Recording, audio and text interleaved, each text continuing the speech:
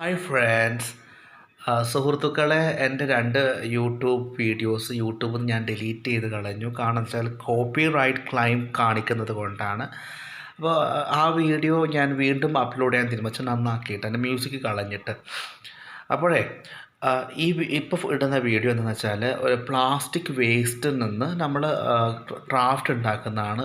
Mineral വാട്ടറിൻ്റെ കുപ്പിയെ cut ചെയ്ത് പൂക്കൾ ഉണ്ടാക്കി മാറ്റുന്നതാണ്. ഓക്കെ, ഈ ഒരു വീഡിയോ നിങ്ങൾ എന്ത് ചെയ്യണം, നിങ്ങളുടെ സുഹൃത്തുക്കൾക്ക് അയച്ചു കൊടുക്കണം. പ്രത്യേകിച്ച് പാവപ്പെട്ട കുട്ടികൾക്ക്, പാവപ്പെട്ട കുടുംബത്തിന് എന്ന് വെച്ചാൽ അവർ ഇത് കണ്ടു കഴിഞ്ഞാൽ ചിലപ്പോൾ ഇതൊക്കെ ചെയ്യുകയാണെങ്കിൽ അവർക്കത് സെയിൽ ചെയ്യാം, വിൽക്കാം. അതാണ് എൻ്റെ ശരിക്കുള്ള ഉദ്ദേശ ലക്ഷ്യം. അവർക്കിത് വാങ്ങാനുള്ള നമ്മുടെ ഇതിൽ പെയിൻ്റ് ആവശ്യമുണ്ട്, അക്രിലിക് പെയിൻറ്റ്.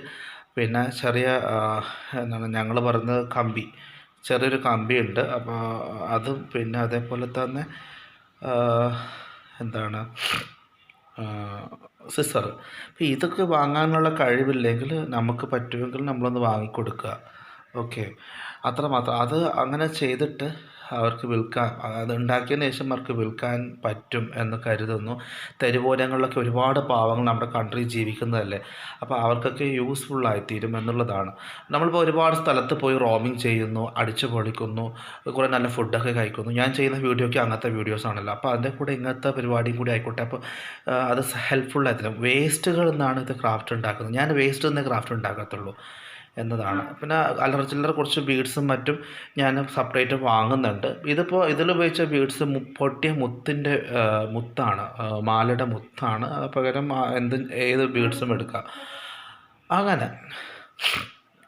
അപ്പോൾ ഇത് തെരുവോരങ്ങളിൽ ജീവിക്കുന്ന സാധുക്കൾക്ക് അല്ലെങ്കിൽ മിഡിൽ ക്ലാസ് ഫാമിലിപ്പെട്ട ആൾക്കാർക്ക് ഇങ്ങനത്തെ ക്രാഫ്റ്റ് ഉണ്ടാക്കാൻ സാധിക്കും, അവർക്ക് സെയിൽ ചെയ്യാൻ പറ്റും എന്നതാണ്. അപ്പോൾ ഏതായാലും വീഡിയോ ഇഷ്ടപ്പെട്ട ലൈക്ക് ചെയ്യുക, ഷെയർ ചെയ്യുക, കമൻ്റ് ഇടുക. പിന്നെ സാധുക്കളുമായിട്ട് കമ്പനി ഉണ്ടാക്കണം, അവർക്ക് കാണിച്ചു കൊടുക്കണം. പിന്നെ എല്ലാവർക്കും ഷെയർ ചെയ്തേക്ക്. ഓക്കെ, സബ്സ്ക്രൈബ് ചെയ്യാൻ മറക്കരുത്. അത് മാത്രമല്ല, ഇത് നമുക്ക് പ്ലാസ്റ്റിക് റീസൈക്കിൾ ചെയ്യുന്നതാണ്. പ്ലാസ്റ്റിക് എന്ന് വെച്ചാൽ പെട്ടെന്ന് അഴുകാത്ത ഒരു വേസ്റ്റാണ്. റീസൈക്കിൾ ചെയ്യുന്നത് നല്ലതാണ്. കുറേയെങ്കിലും അത് ഇങ്ങനെ എന്തെങ്കിലും ഫ്ലവേഴ്സായിട്ടോ എന്നുള്ള ഇവിടെ കിടക്കട്ടെ. അപ്പോൾ ഇതൊരു പ്ലാസ്റ്റിക് റീസൈക്ലിംഗ് കൂടിയാണ്. എന്നാൽ നമ്മുടെ പരിപാടി എന്നിട്ട് ബാക്കി കമാൻഡ്സ് നിങ്ങളിടുക.